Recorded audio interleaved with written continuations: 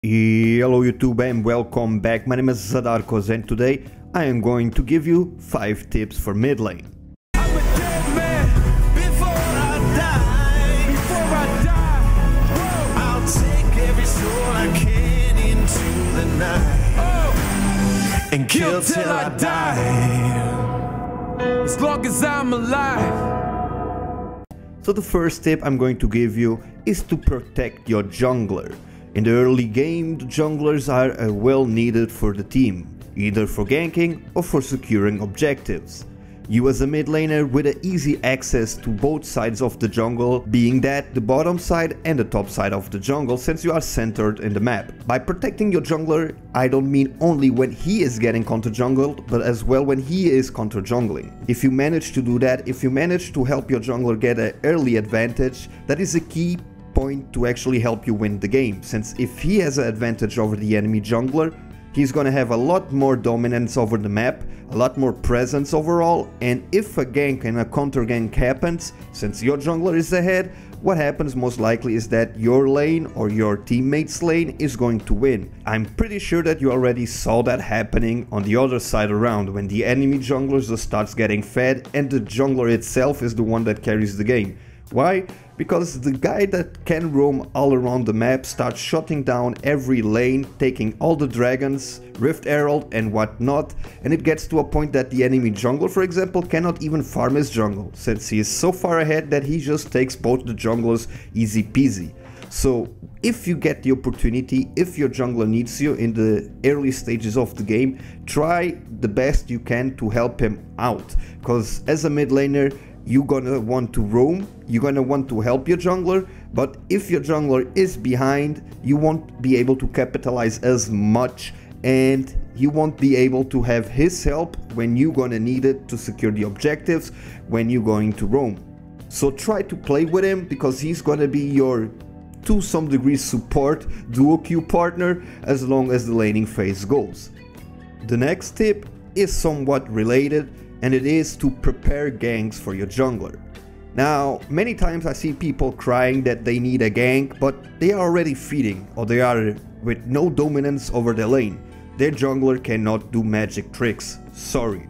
So if you want your jungler to gank and to be successful, you as your laner, as a mid laner, you need to make sure that his time is not going to be wasted, because he also needs to do something proactive in the game, and going to sit in your lane without getting anything out of it is not good for either of you. What I mean by preparing ganks is basically just being able to either lower down your opponent enough so your jungler can come in and end, or at least burn summoners.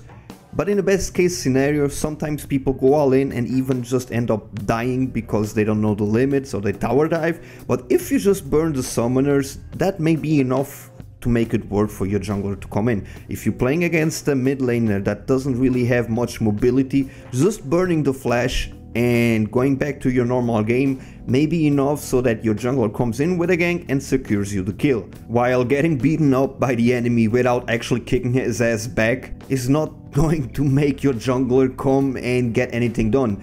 If you are 0-5 in the lane and the enemy can one-shot you, most likely he can one-shot your jungler as well. So basically, as you help him when he needs in the jungle, prepare everything as well so that he can help you. Don't just expect something to happen magically. Play your lane well and make it worth for your jungler to come, so you both can capitalize and carry the game. The next tip is what makes mostly the pro players who they are, and that is to survive, to avoid deaths. There are a lot of players that may have the same mechanical level or even above them.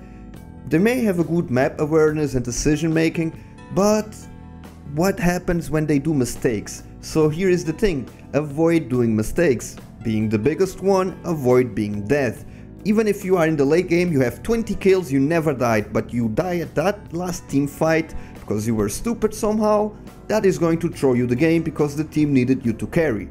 And the same thing goes for all the game, for the laning phase especially. You need the farm, you need the gold from the minions, you need the experience to level up, to hit the level 6 first, to hit the level 11 first. You need to be active, you need to be alive to get the resources you need. So when you get ganked or when you are fighting the enemy mid lane at 1-on-1, the most important thumb rule is to not die. Trading kills by themselves is somewhat bad, and it honestly may not be worth it. It's better to just keep the farm up, damage the enemy, make him go back to base. You go back to base if you need, but you need to be alive. You are completely useless for your team if you're dead, if you're not available. Overall, when you're playing the game, try to not die, try to stay alive, because even if you just hit 2 or 3 abilities and you go back, you did damage, but then you went back and you didn't give gold to the enemy. Because even if you are, let's say, 5-5 in the lane and the enemy mid laner is 5-5, you both just traded kills all game. Well, you may be at the same degree, at the same level your enemy is, but once he starts getting into team fights, he is gonna have 5 kills over your team. He's gonna have an advantage over your team. So when he roams, let's say it's a LeBlanc that has 5 kills, you playing Ahri for example, you have 5 kills, yeah, you can kill her, she can kill you, but when she roams bot, your bot lane is not going to be ready to take the extra damage from a large rod on a LeBlanc. And that's your fault because you gave her 5 kills. You understand where I'm going? Well, the next one is map presence. Yes, you are at the center of the map, you are in the middle lane, you can easily reach top side, you can easily reach bot side. You're near Rift Herald, you're near Drake, all entrance to the jungle. What you need is map presence. When people don't see you in the map, they need to be afraid of you. Of course, don't start roaming at level 3 or 4 or 5 and then go back to the lane and he's level 6 and kills you.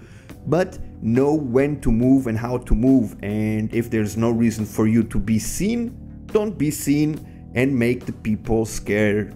Because there's a lot of mind games in League of Legends, and if they are afraid of a mid laner, that changes their gameplay, and that can be something enough for your teammates to actually capitalize on. Either get some farm advantage, maybe get a good engagement, or maybe just don't die. Maybe they are losing the lane, but they see you are missing somehow and they fall back for no reason at all, and there you go. And of course, that's the mind game, but overall what you want is to have the map presence. If you can, focus on the objectives. If you can help your jungler do a Drake, a Rift Herald, if you can help on the roams, counter junglers, do that. Don't just be glued to your lane and stay there all game. If you are ahead and if you can snowball, use that and help your team. Side tip, if you're gonna gank, try to focus on the lane that is at least at the same level as the enemy or winning as well. It's easier to make a lane that is already winning snowball even further than a lane that is losing. You may even throw your advantage there. The next one is to fill the gaps. This is not always possible, sometimes you are the first pick or something like that, but as a mage you have a vast champion possibilities for any type of situations and team compositions. Of course, you should always stick to champions you should play, but as you may or not know, in my opinion, at least 3 champions in a champion pool you should have. And not actually more than that, to be honest. 3 is like the magical number in my opinion.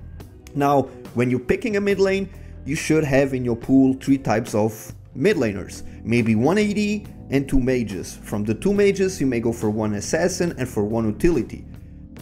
Now, when you are playing with a team that, let's say, has a Lee Sin, a Master E, or Twitch, or a Eve in the jungle, a Fiora or a Riven in the top, maybe you need a bit of utility in the mid lane, or Rihanna, or even an Anivia, a Galio, something that helps your team with engagements, crowd control, whatnot.